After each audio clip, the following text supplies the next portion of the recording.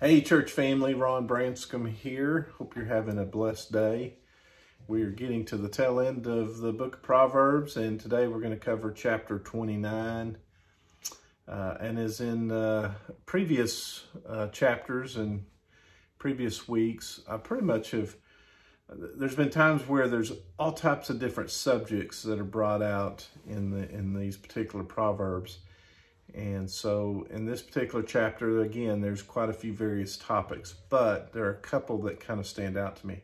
Now, one of them is kind of a common theme, I think, in this chapter, and it kind of deals with the political nature or ruling or leadership, as I would say.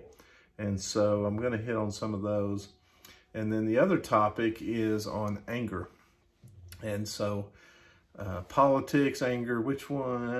Let's start with politics first. But I do want to share verse 1. This kind of goes in line with our Wednesday night Bible study last night, which would be tonight, since I'm recording this on Wednesday night. Verse 1, whoever remains stiff-necked after many rebukes will suddenly be destroyed without remedy. We talked about in Wednesday night Bible study about that term stiff-necked. And Pastor Josh talked about his viewpoint of, stiff-necked not being willing to bow down, as you see with me here, bowing down. That stiff-necked people are not willing to bow down and be under our Lord Jesus. And so you don't want to be stiff-necked. And so God did not, back in Exodus, did not speak well of the body back then in regard to they being stiff-necked, because he was pretty angry with them. And so here in Proverbs again, we're getting that. All right, so let me talk about the politics of things. I'm going to hit some verses here. Verse 2: when the righteous thrive, the people rejoice. When the wicked rule, the people groan. I think we're in a time in a groaning standpoint in regard to leadership and of people that rule, because we're not seeing the Christ honoring leadership, and so that naturally leads us to be in a groaning mode. Verse 4, by justice a king gives a country stability, but those who are greedy for bribes tear it down.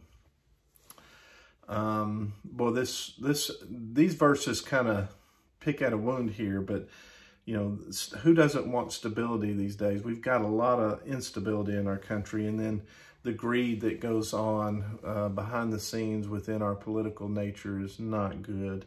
Now, I will say, within our state leadership, some of the state representatives, the state senators, I do believe we got a good grounding of source there of leadership that is not of that nature, not of a greed or a bribing, and they're exemplifying Christ-likeness. And that's why Arkansas is, one of the leaders in regard to the drop in the number of abortions within our state. So I preface this, I'm talking about it more from a national standpoint, not within our very state.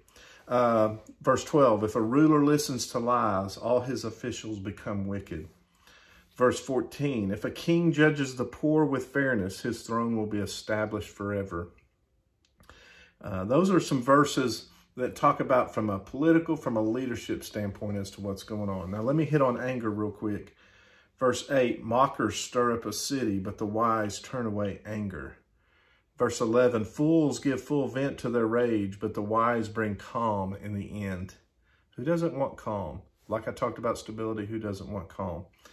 And then the last one, verse 22, an angry person stirs up conflict, and a hot-tempered person commits many sins.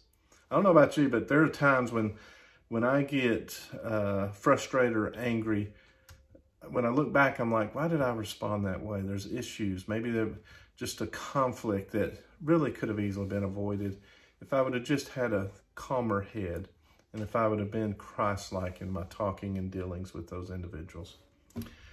That's just a quick summary of chapter 29.